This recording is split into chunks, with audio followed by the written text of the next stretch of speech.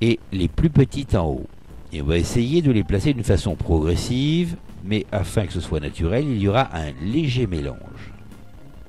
Mais surtout, les plus grosses à la base. Si les boules sont trop grosses, il est conseillé de les découper. Si elles sont en plastique, bien sûr.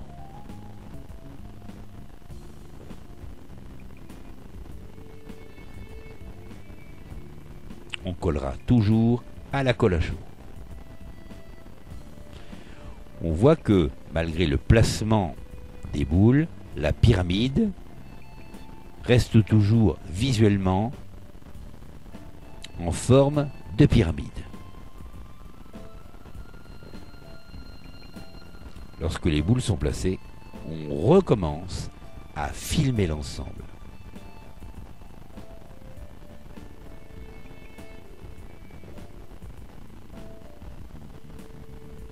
La même méthode est sur plusieurs épaisseurs. Après, bien sûr, on passera à la peinture blanche à l'aide de la bombe, mais on sait qu'il est possible d'utiliser un gros pinceau et de peindre l'ensemble. Il est possible donc de peindre l'ensemble, mais de faire plusieurs couches avec différentes couleurs.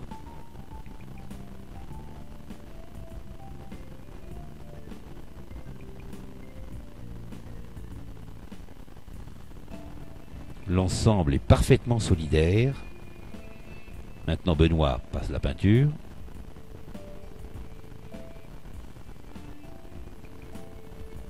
Et le pistolet thermique va nous faire redécouvrir nos boules de Noël.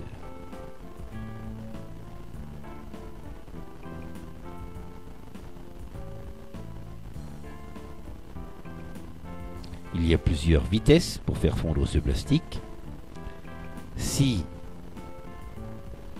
ce plastique fond beaucoup trop vite, il est possible de pulvériser tout simplement de l'eau sur ce plastique afin de ralentir la fonte qui provoquerait des trous beaucoup trop gros et on y perdrait considérablement au niveau de l'esthétique. Maintenant, la finition se fera avec des boules. Les mêmes boules qui étaient en dessous seront collées dessus. On gardera la même technique, la même théorie, les grosses en bas, les petites en haut.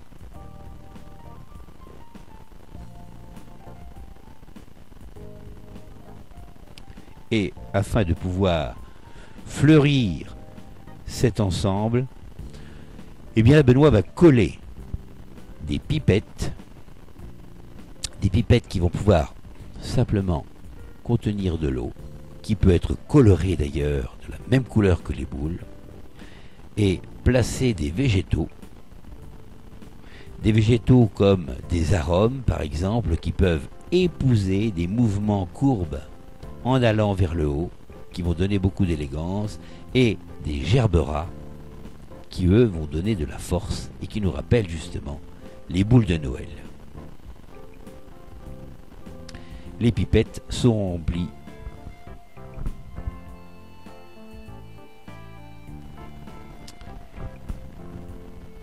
à l'aide de la piscette remplie d'eau et de conservateur.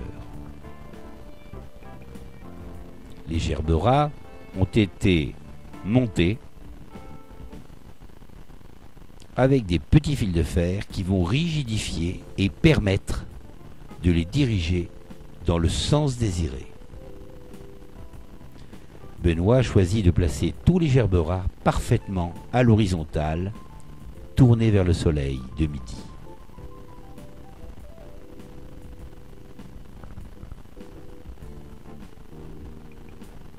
Les gerberas sont répartis sur toute la hauteur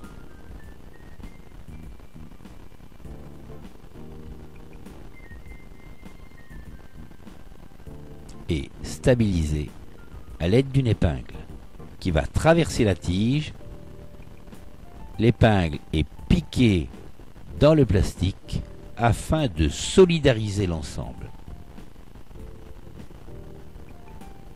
Ensuite, c'est le placement des arômes, des antédeschias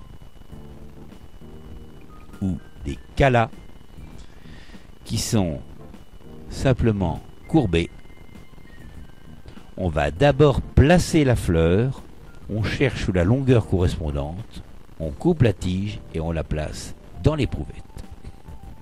Voilà un ensemble harmonieux qui aurait pu être encore garni avec éventuellement les fougères corail qu'on a vu tout à l'heure.